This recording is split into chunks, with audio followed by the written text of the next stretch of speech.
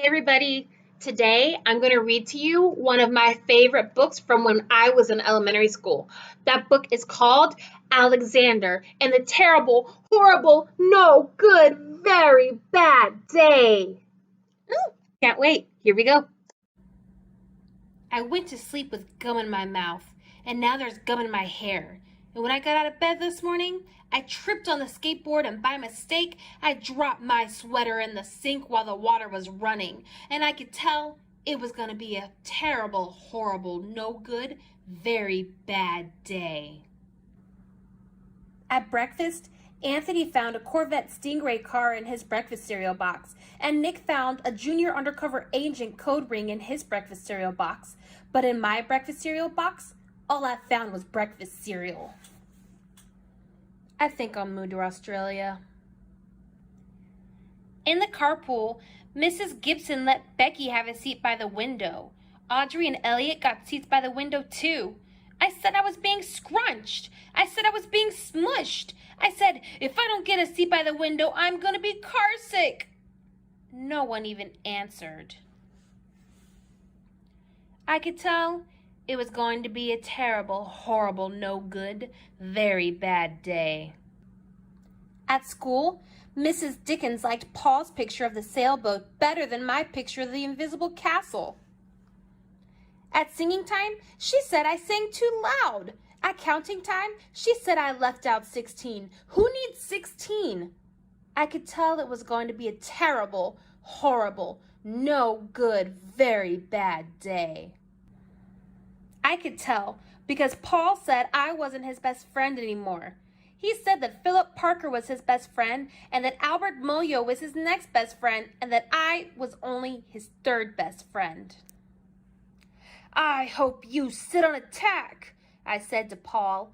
I hope the next time you get a double-decker strawberry ice cream cone, the ice cream part falls off the cone part and lands in Australia. There were 2 cupcakes in Philip Parker's lunch bag, and Albert got a Hershey bar with almonds, and Paul's mother gave him a piece of jelly roll that had little coconut sprinkles on top. Guess whose mother forgot to put in dessert? It was a terrible, horrible, no good, very bad day.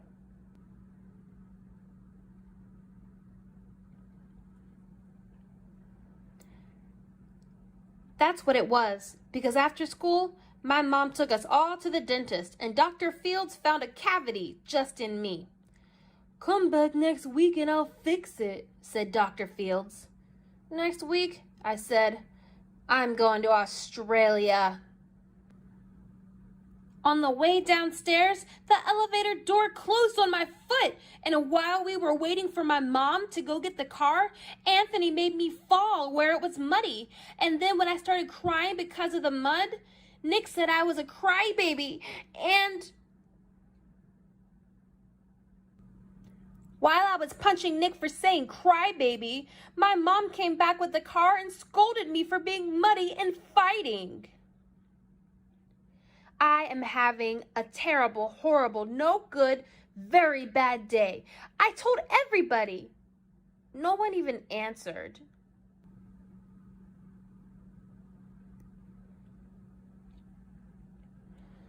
So then we went to the shoe store to buy some sneakers. Anthony chose white ones with blue stripes. Nick chose red ones with white stripes. I chose blue ones with red stripes. But then the shoe man said, we're all sold out. They made me buy plain old white ones, but they can't make me wear them.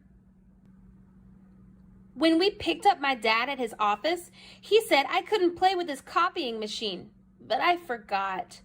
He also said to watch out for the books on his desk, and I was careful as I could be, except for my elbow. He also said don't fool around with his phone, but I think I called Australia. My dad said, please don't pick him up anymore. It was a terrible, horrible, no good, very bad day.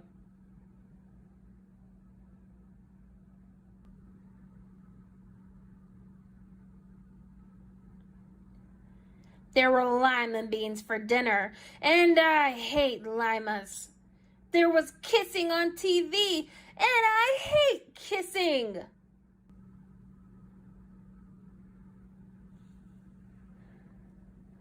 My bath was too hot, I got soap in my eyes, my marble went down the drain, and I had to wear my railroad train pajamas. I hate my railroad train pajamas. When I went to bed, Nick took back the pillow he said I could keep, and the Mickey Mouse nightlight burned out, and I bit my tongue. The cat wants to sleep with Anthony, not with me. It has been a terrible, horrible, no good, very bad day. My mom says some days are like that.